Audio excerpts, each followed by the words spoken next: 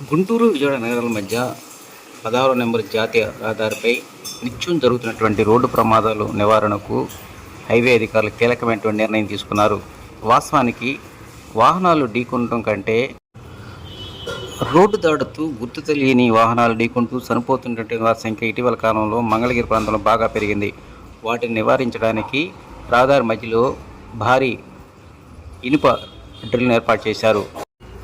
Approach road దగ్గర నుంచి highway road ఎక్కుతున్న సమయంలో ఎక్కువ ప్రమాదాలు జరుగుతున్న నేపథ్యంలోనే ఈ అప్రోచ్ రోడ్డు వద్ద భారీ డ్రిల్ని ఏర్పాటు చేశారు.